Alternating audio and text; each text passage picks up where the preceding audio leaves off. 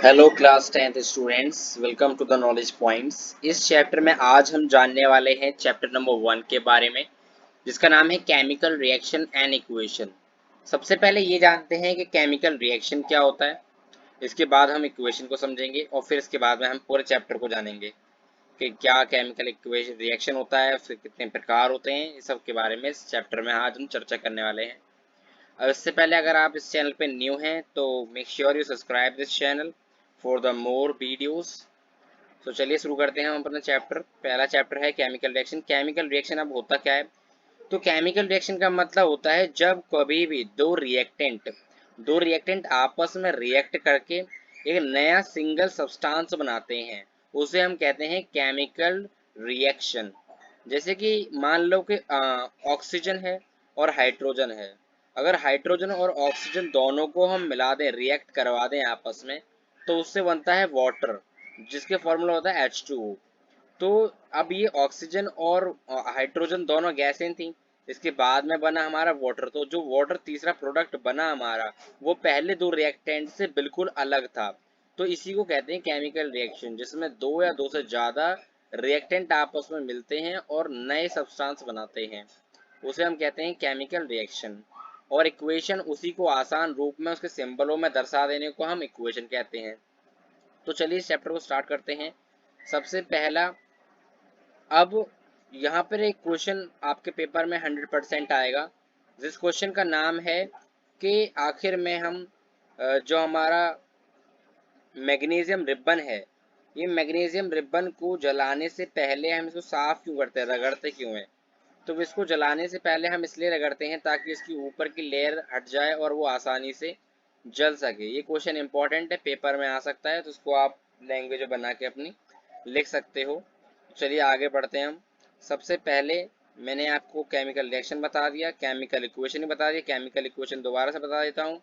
जो हम जैसे मैग्नीशियम प्लस में ऑक्सीजन बनाता है हमारा मैग्नीशियम ऑक्साइड, तो हम जो जो हमारे शब्द हैं उसको कुछ सिंबलों में दर्शा के दिखा दें हम उसको अच्छे से, तो उसको हम कहते हैं केमिकल इक्वेशन। अब केमिकल इक्वेशन जो है, ये देखो आप यहाँ पर देख सकते हो, मैग्नीशियम को हमने Mg से दिखा दिया, ऑक्सीजन को O2 से दिखा दिया और मिलाकर बन गया हमारा MgO, मैग्नीशियम ऑक्साइड। तो ये होते हैं कि हम इसके अंदर क्या करते हैं, हम अपने जो भी हमारे क्या नाम है एलिमेंट के नाम है उसके सिंबल लिख देते हैं। तो ये भी चलो खत्म हो गया। फिर इसके बाद में आता है हमारा बैलेंस केमिकल इक्वेशन। अब बैलेंस केमिकल इक्वेशन आखिर हमें क्यों करनी पड़ती है? तो आपने क्लास 9th के अंदर ये पढ़ा होगा कि जो मास होता है कैन नीदर बी क्रिएटेड और nor be destroyed in a chemical reaction. मतलब जब केमिकल रिएक्शन होती है तो उसका जो वजन है एलिमेंट का, जो प्रेजेंट होता है, वो दोनों तरफ सेम ही रहता है। अगर वो स्टेट भी चेंज कर लेगा तब भी एलिमेंट का जो वजन है, मास है, वो सेम ही होगा। इसी कारण से हमें बैलेंस करना पड़ता है।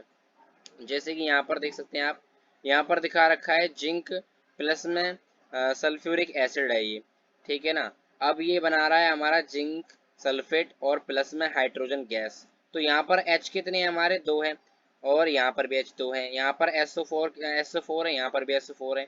यहाँ Zn है, यहाँ पर भी Zn है। तो यहाँ पर क्या है, दोनों तरफ इक्वल है ना। पर अब यहाँ पर इस वाले में देखो आप, इसमें क्या है, Mg है। Mg मतलब मैग्नीशियम, इसमें ऑक्सीजन है, ऑक्सीजन O2 है, और यहाँ पर बनाना है MgO। अब यहाँ पर O एक कम है, यहाँ पर O एक ही है, और यहाँ पर O2 है। तो इसका मतलब ये बैलेंस नहीं है, इसको बैलेंस हमें करके दिखाना पड़ेगा। तो ये पेपर में 100% एक क्वेश्चन आता है बैलेंस करने के लिए। एक नहीं, दो तीन भी क्वेश्चन आ जाते हैं, तो ये बहुत ज़्यादा इंपॉर्टेंट है। तो इसमें कुछ नहीं करना पड़ता हमें, LHS और RHS के दोनों जो होते हैं एलिमेंट, वो बराबर होने चाहिए। तो यहाँ पर कितना है, MgO है, तो यहाँ पर हम लगा देंगे यहाँ पर 2, और यहाँ पर जो है हमारा Mg, यहाँ पर भी 2 हो जाएगा, क्योंकि यहाँ पर Mg अगर 2 हो गया, मान लो हमारा यहाँ पर Mg जो है वो 2 है, तो यहाँ पर Mg 2 हो जाएगा और यहाँ पर Mg 1 ही रहेगा। तो इसका मतलब हमें यहाँ पर भी एक 2 Mg लगा देंगे, 2 Mg यहाँ हो जाएगा, 2 Mg यहाँ हो जाएगा, और इसी से क्या नाम है, O2 भी हमारे, O भी 2 हो जाएंगे हमारे। यहाँ पर अगर हम मल्टीप्लाई कर देंगे, यहाँ 2 लिख देंगे, तो हमारे O भी 2 हो जाएंगे, और यहाँ पर भी O 2 हो जाएंगे। तो हमें दोनों तरफ को इक्वल करना पड़ता है। यहाँ पर देख सकते हो आप, जैसे O है, तो यहाँ पर O की जगह यहाँ नीचे नहीं, जैसे इसमें नीचे लिखा हुआ है, ऐसे हम यहाँ पर इसमें नीचे नहीं ले सकते दो, हमें यहाँ पर मल्टीप्लाई करके दिखाना पड़ेगा। ऐसे यहाँ पर भी हमें दिखाना पड़ेगा। तो ये थी हमें कैसे बैलेंस करना है इक्वेशन को। इसमें आप समझ सकते हो, ये बहुत इंपॉर्टेंट है, पेपर में भी आता है। इसके स्टेप भी दिखा रहे हैं किस तरीके से करना है। मैंने आपको आसान तरीका बता दिया है, आप बस दोनों तरफ चेक करो और देखो दोनों तरफ क्या बराबर नहीं है और वो चीज़ लगा दो उसके अंदर। ठीक है ना। शुरुआत में 2 4 जो भी लगाना होता है वो शुरुआत में लगाते हैं, यहाँ पर हम नहीं लगा सकते। तो ये उसी के बारे में पूरा डिटेल में समझा रखा है अच्छे से। यहाँ पर देखो क्वेश्चन आ गया है, why should a magnesium ribbon be cleaned before burning in air. मतलब हमें अगर मैग्नीशियम रिबन को जलाना है तो उसको फिर साफ क्यों करना पड़ता है पहले जलाने से पहले। तो मैंने बता दिया, उसकी ऑक्सीजन की लेयर को हमें हटाना पड़ता है, इस वजह से हमें ये काम करना पड़ता है। इसके बाद में right a balance equation for the following chemical reaction. इसके बाद में आपको इसे इक्वेशन को केमिकल रिएक्शन बैलेंस करना है दोनों तरफ। ये क्या नाम है आपको पहले वर्डों में दे रखा है और ये पूरे पूरे आपको पहले यहाँ पे बता दिया, हाइड्रोजन प्लस में क्लोरीन, यहाँ पर इक्वेशन बना के दिखा दी, यहाँ पर खुद से बनानी है। तो ये है। इसके बाद में हम आते हैं हमारे टाइप्स ऑफ केमिकल रिएक्शन के अंदर। अब कितने प्रकार के केमिकल रिएक्शन होते हैं इसके बारे में हम चर्चा कर लेते हैं। तो पहला है हमारा कॉम्बिनेशन रिएक्शन। अब कॉम्बिनेशन रिएक्शन क्या होता है, जब दो रिएक्टेंट आपस में मिलते हैं और एक सिंगल सब्सटेंस बनाते हैं, बिल्कुल न्यू, मतलब पहले वाले जो दो रिएक्ट सब्सटेंस है उससे अलग। दो से ज़्यादा भी रिएक्टेंट आपस में मिल सकते हैं, दो या दो से अधिक रिएक्टेंट जब आपस में मिलते हैं और एक नया सब्सटेंस बनाते हैं उसे हम कॉम्बिनेशन रिएक्शन कहते हैं। जैसे कि यहाँ पर आप देख सकते हो क्विकलाइम दे रखा है, यहाँ पर कैल्शियम ऑक्साइड प्लस में H2 वाटर, ये दोनों आपस में मिले और यहाँ पर सिलेक्ट लाइम Ca और OH2 बना दिया। तो इस तरीके से ये कॉम्बिनेशन रिएक्शन है। और इसके कुछ और भी एग्जांपल दिखा रखे हैं, जैसे बर्निंग ऑफ कोल। यहाँ पर देखो कार्बन है, ऑक्सीजन में जल रहा है और बना दिया कार्बन डाइऑक्साइड। राइट। अब यहाँ पर तो ये सारी बता रखे हैं, ये पूरी एग्जांपल है किसके कॉम्बिनेशन रिएक्शन के। ठीक है। इसके बाद में अब हम समझते हैं हमारे एक्सोथर्मिक रिएक्शन के बारे में। ये तो आपको समझ में आ गया होगा। अब एक्सोथर्मिक रिएक्शन क्या होता है, यहाँ पर लिखा है एक नाम एक्सोथर्मिक रिएक्शन, जिसके अंदर साथ में हीट भी रिलीज होती है। मतलब ऐसी रिएक्शन जिसमें दो रिएक्टेंट या दो से ज़्यादा रिएक्टेंट आपस में मिलते हैं और प्रोडक्ट के साथ साथ में, सब्सटेंस के साथ साथ में एक हीट भी रिलीज हो, उसके अंदर हीट रिलीज हो, तो उसे हम कहते हैं एक्सोथर्मिक रिएक्शन। यहाँ पर लिख रखा है reaction in which heat is released along with the formation of products. Product के साथ में जब हीट भी रिलीज होती है तो हम कहते हैं एक्सोथर्मिक केमिकल रिएक्शन।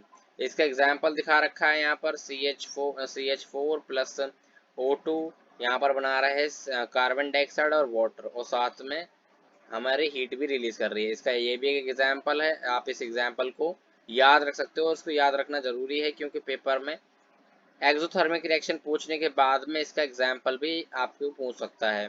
तो अब चलिए जानते हैं हमारे नेक्स्ट जो केमिकल रिएक्शन है उसका नाम है डीकम्पोजिशन रिएक्शन। अब ये डीकम्पोजिशन रिएक्शन क्या होता है, तो डीकम्पोजिशन रिएक्शन का मतलब होता है जब कोई एक सिंगल सब्सटेंस टूट जाता है ज़्यादा नए सब्सटेंस में, उसे हम कहते हैं डीकम्पोजिशन रिएक्शन। जैसे यहाँ पर फेरस सल्फेट है, ये हीट के कारण टूट गया है Fe2O3 फेरिक ऑक्साइड में, और SO2 में और SO3 में। ये दोनों गैस की स्टेट है और ये सॉलिड है। तो यहाँ पर ये क्या नाम है, एक सिंगल सब्सटेंस सिंगल रिएक्टेंट था वो टूटा और दो तीन में, दो या दो से अधिक में बट गया, तो इसे ही हम कहते हैं डीकम्पोजिशन रिएक्शन। अब ये टूटना है एक सिंगल रिएक्टेंट का, ये अलग अलग कारणों से हो सकता है। पहला तो हीट के कारण हो सकता है, दूसरा हमारा हीट, ये भी हीट का एग्जांपल दिखा रहा है। एक होता है इलेक्ट्रिसिटी के द्वारा भी होता है। ठीक है। तो ये है इलेक्ट्रिसिटी के द्वारा, यहाँ पर दिखा रखा है कि कैसे होता है इलेक्ट्रिसिटी के द्वारा। ठीक है। तीसरा सनलाइट के द्वारा भी टूटता है। तो जिसको जो सनलाइट के द्वारा टूटता है उसको हम कहते हैं फोटोलाइटिक डिकम्पोजिशन रिएक्शन। और जो हीट के कारण हो रहा है तो उसको हम क्या देते हैं, थर्मो थर्मो डिकम्पोजिशन हम कह सकते हैं। और हमारा जो पहला तो क्या नाम है जो, तो ये तीनों कवर हो चुके हैं। इसके बाद हम आगे आ जाते हैं। आगे यहाँ पर भी एग्जांपल दिखा रखा है सनलाइट से कैसे इस प्रकार से टूट रहा है। यहाँ पर आगे यार क्वेश्चन जो है बहुत इंपॉर्टेंट है। जैसे अगर हम एक ये तीसरा, अगर हम एक कील डुबोएं हमारे एक कॉपर सल्फेट सोल्यूशन के अंदर एक आयरन की नील डुबाएं, तो उसका कलर क्यों चेंज हो जाता है। ये पेपर में हमेशा आता है, हर बार 100% इम्पोर्टेंट क्वेश्चन है। तो इसको देख लेते हैं, इसकी रिएक्शन का नाम क्या है। पहले इसका नाम है डिस्प्लेसमेंट रिएक्शन। अब डिस्प्लेसमेंट रिएक्शन क्या होता है। डिस्प्लेसमेंट रिएक्शन का मतलब होता है जब कोई एक एलिमेंट किसी के सोल्यूशन में से उस सब्सटेंस को हटा के खुद उसकी जगह ले ले। जब एक कह सकते हैं हम high reactive element low reactive element को उसके सोल्यूशन में से डिस्प्लेस कर दे और उसकी जगह ले ले, उसे हम कहते हैं displacement reaction. So displacement reaction की अगर मैं डेफिनेशन दूं तो ये हम कह सकते हैं कि when the high reactive substance displace the low reactive substance or element from its solution is called displacement reaction। तो ये थी इसके पेपर में 100% एक क्वेश्चन आता है कील वाला, तो इसको अच्छे से समझ लेना। ये क्यों चेंज हो जाता है, तो देखो यहाँ पर अब ये आयरन की कील है, आयरन की कील इसमें जब डुबोई जाती है तो जो आयरन है वो कॉपर से ज़्यादा ही क्या होता है, रिएक्टिव होता है ना। तो जब ज़्यादा रिएक्टिव है कॉपर से या आयरन, तो क्या करेगा, ये कॉपर को हटा देगा, इसकी जगह खुद आ जाएगा। इसी वजह से इसका कलर जो है वो चेंज हो जाता है। तो ये पेपर में 100% बहुत बार आ चुका है क्वेश्चन, इसको अच्छे से पढ़ लेना। तो चलिए अब हम आगे चलते हैं, अब हम सीखते हैं अपने डबल डिस्प्लेसमेंट रिएक्शन। अब ये डबल डिस्प्लेसमेंट रिएक्शन क्या होता है। तो डबल डिस्प्लेसमेंट रिएक्शन का मतलब होता है जब दोनों तरफ से आयंस का चेंज होता है ना। जो आयंस हैं इधर से इधर चेंज होते हैं, इधर से इधर शिफ्ट हो जाते हैं। तो द हम ये कह सकते हैं कि भाई जब आयंस चेंज हो जाएं, है ना, एक दूसरे की जगह ले लें, तो उसे कहते हैं डबल डिस्प्लेसमेंट रिएक्शन। डबल नाम है ना, डबल मतलब दोनों जगहों से। यहाँ पर जैसे देख सकते हो, यहाँ सोडियम सल्फेट है, फिर बैरियम क्लोराइड है। इसके बाद में तुम ये देखोगे कि यहाँ पर बैरियम सल्फेट बन गया। इसका मतलब ये शुरुआत वाले ने एंड वाले का ले लिया इसके साथ में, और इधर क्या नाम है, इसमें इसके शुरू वाले ने एंड वाले का इसके बना लिया, और यहाँ पर बन गया सोडियम क्लोराइड। तो इसको समझेंगे कैसे, मतलब डबल डिस्प्लेसमेंट रिएक्शन का हमें डेफिनेशन तो याद हो गई कि हाँ भाई क्या होता है कि डबल डिस्प्लेसमेंट रिएक्शन में आयंस चेंज हो जाते हैं दोनों तरफ से, है ना।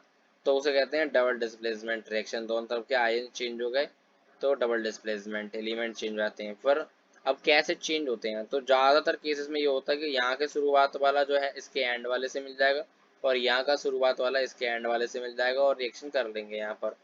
तो चलिए अब हम आगे सीखते हैं। इसके बाद में हमारा आता है oxidation and reduction. Oxidation reduction क्या होता है, तो जब ऑक्सीजन मिलती है किसी भी सब्सटेंस में तो उसे कहते हैं ऑक्सीडेशन, या फिर हाइड्रोजन हटती है तो उसे भी ऑक्सीडेशन कहते हैं। और रिडक्शन का सिंपल सा मतलब है कि जब इस ऑक्सीडेशन ऑक्सीजन हटती है और हाइड्रोजन मिलती है तो उसे कहते हैं रिडक्शन। यहाँ पर देखो ऑक्सीडेशन का एग्जाम्पल दिखा रखा है, कॉपर में ऑक्सीजन मिल रही है तो क्या हो रहा है, ऑक्सीडेशन हो रहा है, है ना। और यहाँ पर भी ऑक्सीडेशन का एग्जाम्पल दिखा रखा है। और देखो यहाँ रिडक्शन का एग्जांपल दिखा रखा है, यहाँ पर ऑक्सीजन इसमें से हट रही है कॉपर में से, तो ये रिडक्शन है। और यहाँ पर देखो इसमें मिल रही है तो ये ऑक्सीडेशन है। तो जिसमें ऑक्सीजन मिलती है तो ऑक्सीडेशन कहते हैं, और जिसमें से कार्बन जिसमें हाइड्रोजन मिलती है उसे रिडक्शन कहते हैं। ठीक है, ये दोनों एक दूसरे के वाइस वर्सा हैं, अपोजिट है। इसके बाद करोजन है। करोजन का मतलब ये होता है कि जब भाई कोई मेटल की चीज हो गई वो कोरोड हो जाए, खराब हो जाए, गल जाए वो चीज, है ना, मॉइस्चर के कारण हो जाए, एसिड वगैरह के कारण हो जाए, बाहर पानी हवा में आ जाती तो गल जाती है चीजें, उसे हम कहते हैं क्रोजन। ठीक है ना। अब क्रोजन जो है वो कैसे हम उसको प्रिवेंट कर सकते हैं, तो उसके ऊपर पेंट वगैरह कर दो, है ना, इस सबसे हम उसको प्रिवेंट कर सकते हैं, बचा सकते हैं। इसके बाद में रेंसिडिटी आया था। रेंसिडिटी मतलब होता है खाना एक समय के बाद होता है ना खराब हो जाता है, वो बदबू आने लग जाती है, टेस्ट ही नहीं रहता, खाना टेस्ट बदल जाता है, उसे कहते हैं रेंसिडिटी। मतलब उसमें ऑक्सीजन की मात्रा मिल जाती है, ऑयली फूड में ज़्यादातर होता है ऐसे। तो आप तुम देखो कुरकुरे वगैरह की पैकेट की पन्नी होती है ना, तो वो फूली फूली रहती है, क्यों, क्योंकि उसके अंदर नाइट्रोजन भर देते हैं। नाइट्रोजन क्या करती है, ऑक्सीजन को मिलने नहीं देती है, और इस कारण से क्या होता है कि वो अच्छे बनी रहती है। इसी वजह से जो कुरकुरे की अगर तुम पन्नी वगैरह खरीदो, मतलब तुम अगर कुरकुरे का पैकेट खरीदो या चिप्स का खरीदो, तो पहले ये चेक करो कि वो फूला हुआ है या नहीं है, मतलब उसके अंदर नाइट्रोजन भरी हुई है या नहीं है। अगर नाइट्रोजन नहीं होगी तो वो अंदर से खराब निकलेगा। तो ये होगा रेंसिडिटी। तो इसी के साथ में हमारा ये चैप्टर पूरा फिनिश हो गया है। आई होप आपको समझ में आ गया हो। मैंने जितना ज़्यादा हो सके शॉर्ट शॉर्ट में जल्दी जल्दी समझाने की कोशिश करी है। ठीक है, मैंने जितना ज़्यादा हो सके, अभी मेरी बन चुकी है वीडियो, हमारी 14-15 मिनट की वीडियो बनी है। आई होप समझ में आ गया हो। Then please if you understood this chapter make sure you subscribe this channel. Thank you for watching this video. Have a good day.